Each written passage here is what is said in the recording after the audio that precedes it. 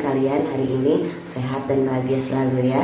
Untuk pembelajaran fisika hari ini, Ibu akan memberikan satu buah video untuk kalian bagaimana cara menentukan besar atau nilai dari gaya kolom pada 3 buah muatan pada satu garis lurus. Pada pertemuan kemarin kalian sudah mempelajari bagaimana cara menentukan arah gaya kolom. Kan gaya kolom itu vektor, berarti kalian harus tahu kemana arahnya dan juga berapa besarnya. Kemarin Ibu sudah memeriksa tugas-tugas kalian di classroom. Ternyata masih ada beberapa siswa yang belum memahami menentukan arah gaya kolom. Jadi di video ini Ibu akan mengulas sedikit mengenai penentuan arah gaya kolom dan juga jelas dengan perhitungannya ya. Mohon disimak baik-baik, mudah-mudahan kalian memahami. Oke, yuk. Ibu sudah memberikan contoh soal. Ini ada 3 buah titik A, B, C. Di masing-masing titik itu terdapat 1 buah muatan. Di titik A ada Q1, di titik B ada Q2, di titik C ada Q3. Q1 bermuatan negatif, besarnya 3 mikrokolom. Q2 muatannya negatif juga, sebesar 4 mikrokolom. Selanjutnya Q3 bermuatan positif, besarnya 12 mikrokolom. Muatan Q1 dan Q2 terpisah sejauh 5 cm, kemudian muatan Q2 dan Q3 terpisah sejauh 3 cm. Yang ditanyakan adalah berapa sih gaya kolom di titik A, di titik B, dan di titik C. Kita mulai dulu dengan gaya kolom yang ada di titik A. Oke ya. Pertama kali kita gambarkan dulu kemana arah gaya kolomnya. Nah, bagi yang kemarin belum memahami, silakan ini diperhatikan ya. Oke, di titik A itu ada Q1. Berarti Q1 ini akan mendapat pengaruh gaya yang diakibatkan oleh Q2 dan diakibatkan oleh Q3. Berarti di titik A Q1 akan mengalami gaya yang namanya adalah F12 dan gaya F13. Kenapa F12 dan F13? Ya kan karena muatannya di titik A itu muatan ke-1. Berarti F1 dipengaruhi oleh siapa? Oleh Q2, berarti F12. Satu lagi F13. Gaya pada muatan ke-1 dipengaruhi oleh muatan ke-3 atau gaya pada muatan ke-1 akibat muatan ke-3 gitu ya. Penamaan ini penting sekali karena untuk menentukan itu gaya milik siapa dan dipengaruhi oleh siapa begitu. Nah, sekarang sudah ada gayanya nih 2. Bagaimana cara menentukannya? Nah, dasar yang digunakan untuk penentuan gaya kolom itu yang kemarin sudah Ibu jelaskan bahwa kalau muatannya sejenis itu harus tolak menolak. Tolak menolak itu artinya saling menjauh gitu ya, pak jauh gitu. Negatif dengan negatif, positif dengan positif itu harus saling tolak menolak atau pak jauh. Bagaimana dengan muatan yang berbeda jenis, negatif dengan positif? Ya kebalikannya berarti ya, itu harus tarik menarik. Tarik menarik artinya saling mendekat. Oh, gitu ya. Itu dasar cara kita menentukan arah gaya kolom. Nah, sekarang kemana sih arah F12? Oke, perhatikan 1, 2 berarti itu interaksi antara muatan ke-1 dan muatan ke-2. Kita cari gaya Q1 dengan Q2. Nah, gayanya itu melihat mereka muatannya itu sejenis, negatif dengan negatif, berarti harus tolak menolak, saling menjauh. Berarti gimana kita gambarkan arah gaya yang harus menjauhi Q2 di sininya. Kalau kita ke arah sini gayanya berarti kan mendekati Q2. Kan bukan ke situ, kan harus menolak. Menolak kan menjauh teh ya. Berarti kita gambarkan ini ke arah kiri. Gitu. Kenapa ke arah kiri? Kebetulan muatan Q2-nya yang negatif yang harus dijauhinya itu ada di sebelah kanan. Berarti ya menghindari atau menjauhinya ya berarti harus ke sebelah kiri. Yang ini adalah F12.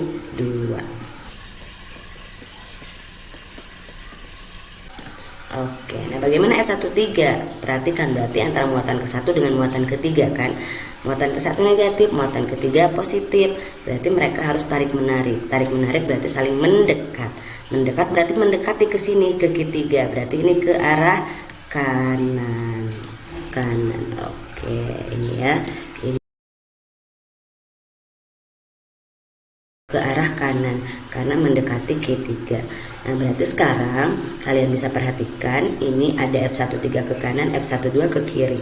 Nah, bagaimana cara kita menentukan gaya di titik A? Nah, perhatikan di titik A ini tadi kedua gaya ini lihat beda arahnya ya. F13 ke kanan, di vektor ke kanan itu berarti positif. Jadi penjumlahannya itu F13 positif, F12 itu negatif karena dia ke kiri. Jadi gaya di titik A nya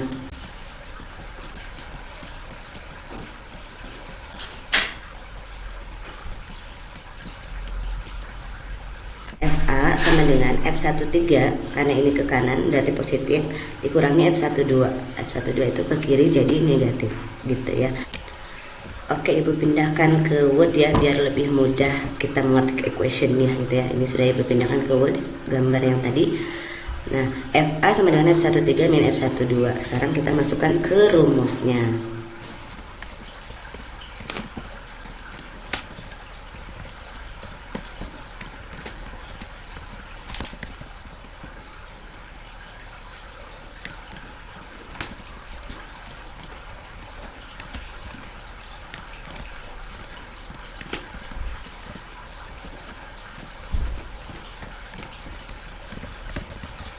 Oke, ini K kali Q1 kali Q3 per R13 kuadrat. Karena ini adalah F13 berarti ininya juga 13 ya. Jadi K kali Q1 kali Q3 per R13 kuadrat. 13 13. Sekarang bagaimana dengan F12?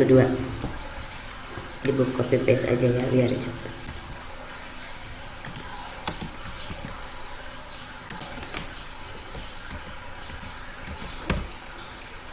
Q1 tetap, kemudian ini adalah Q2, di sini adalah R12 kuadrat. Oke, jadi ini ya sudah dimasukkan persamaan hukum kolomnya, persamaan gaya kolomnya.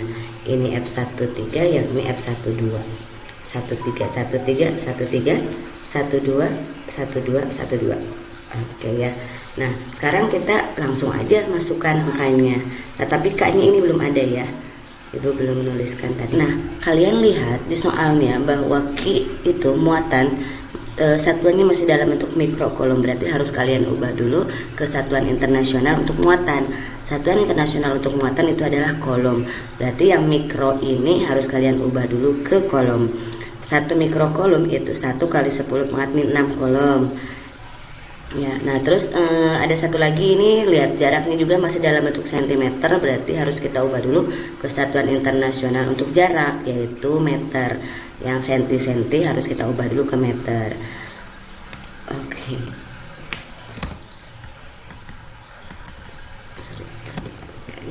1 cm itu sama dengan 1 kali 10 pangkat min 2 meter gitu ya.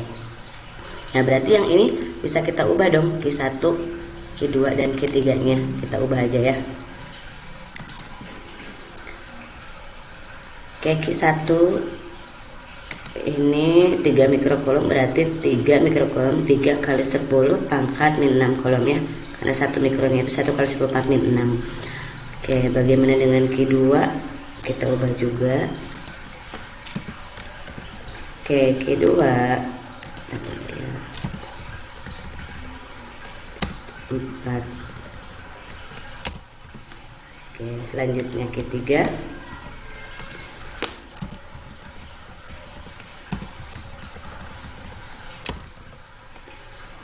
Oke, begitu pun dengan yang ini ya, yang sentimeter. Ini 5 cm kita ubah dulu. Ini 5 cm sudah ibu ubah ya menjadi meter. Jadi 5 kali 10 pangkat min 2 meter. Selanjutnya yang 3 cm menjadi 3 kali 10 pangkat min 2 meter. Oke, ini sudah dalam bentuk satuan internasional semua ya satuannya sekarang. Nah, nanti di soal misalkan kalian melihat satuannya diubah atau tidaknya tergantung dari apakah satuannya sudah dalam bentuk satuan internasional atau belum. Kalau belum berarti wayahnya harus diubah dulu. Kalau sudah ya berarti nggak usah gitu ya. Kalau ini udah kolom, yang ini udah meter ya berarti jangan diubah. Tapi kalau begini ya seperti ini harus diubah dulu. Oke ya. Nah, sekarang kita masukkan ke angkanya. Yang ini tadi. F sama dengan K kali Q1 Q3 dibagi R1 3 kuadrat dikurangi K kali Q1 Q2 per R1 2 kuadrat. K itu besarnya 9 kali 10 pangkat 9. Q1 itu besarnya, ini lihat, 3 kali 10 pangkat min 6. 3 kali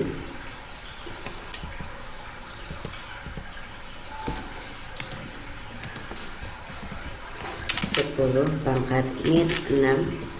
Kemudian yang Q3 itu 12 kali 10 pangkat min 6.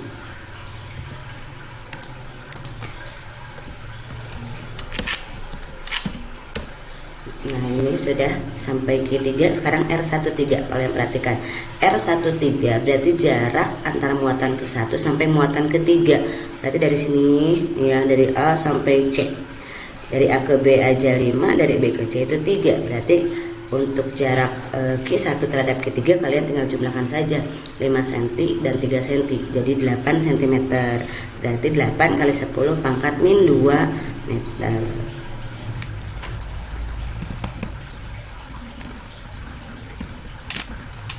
Nah sekarang untuk ini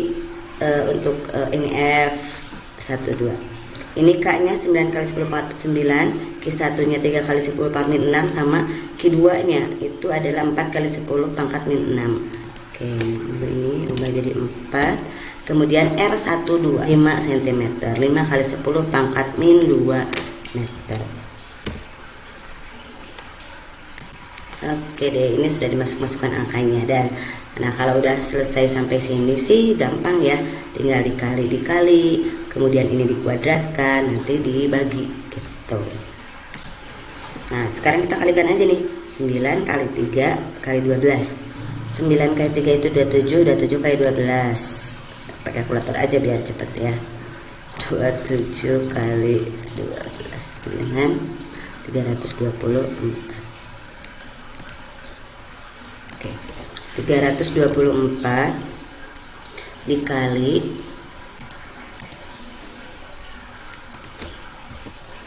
nah 10 pangkat berapa? Lihat, ini 10 pangkat 9, ini pangkat min 6, ini pangkat min 6. Bilangan 10 pangkat dikali-kalikan berarti pangkatnya aja yang dijumlahkan. Nah kalian lihat ini 9 kurangi 6 itu 3, 3 kurangi 6 itu min 3. Berarti di sini adalah min 3. Oke, sekarang bagaimana untuk yang di bawah? 8 kali 10 pangkat min 2 dikuadratkan, berarti 8 nya kita kuadratkan. Jawabannya adalah 64. 64 dikali 10 pangkat berapa? Nah, kalau 10 pangkat dikuadratkan berarti kalian tinggal kalikan aja pangkatnya dengan dikali 2 gitu. Jadi ini min 2 dikali 2 itu sama dengan min 4 gitu ya. Nah cara yang sama dilakukan pada F12. Nah 9 kali 3 27 dikali 4 berapakah? Kita pakai kalkulator lagi aja ya biar cepat. Oke, 108.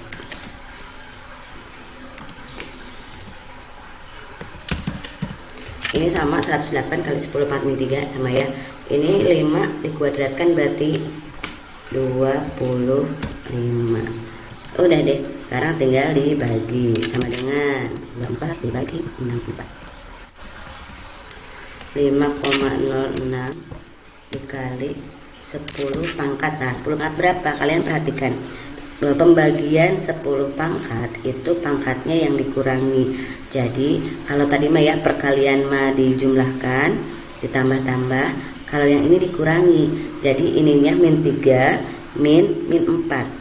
Jadi min 3 min 4. Maksudnya gini, Sini aja ya. Min 3 dikurangi dengan min 4. Berarti min kali min itu plus ya.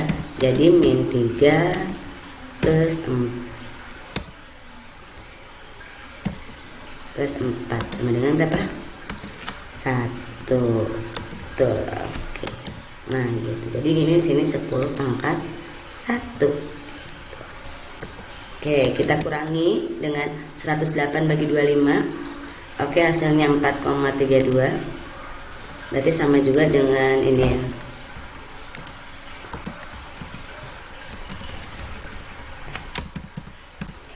4,32 kali 10 pangkat 1. Ya udah, ini tinggal dikurangi karena pangkatnya sudah sama, ordernya 1 berarti 5,06 bisa dikurangi dengan 4,32 kali 10 pangkat 1. Nah, sampai sini sih udah boleh satuannya Newton ya, udah selesai. Nah, tapi barangkali kalau kalian misalkan Bu 10 pangkat 1-nya pengen dioperasikan dong dengan 0,74. 10 pangkat 1 itu kan 10 ya, jadi 0,74 dikali 10 itu jawabannya 7,4 Newton. Di bawah aja. Jadi FA nya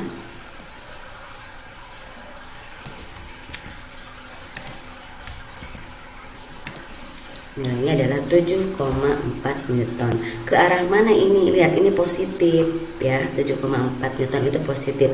Berarti gaya yang di sini, gaya totalnya FA-nya itu dia lebih mengarah ke kanan karena positif gitu. Jadi dia tertariknya ke kanan, lebih tertarik ke kanan. Itu deh, itu untuk FA. Nah, bagaimana untuk FB dan untuk FC? Nah, silakan bisa kalian coba ya dengan cara yang sama. Oke, anak-anak kelas 12 tadi sudah Ibu jelaskan mengenai bagaimana penjumlahan gaya kolom pada satu titik, yaitu titik A, di mana titik A itu memiliki dua gaya, yaitu F12 dan F13.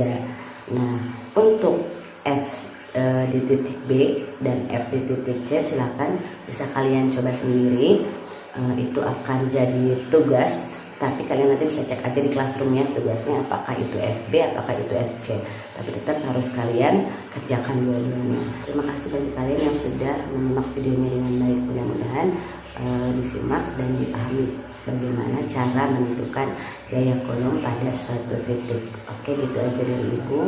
Terima kasih. Assalamualaikum warahmatullahi wabarakatuh.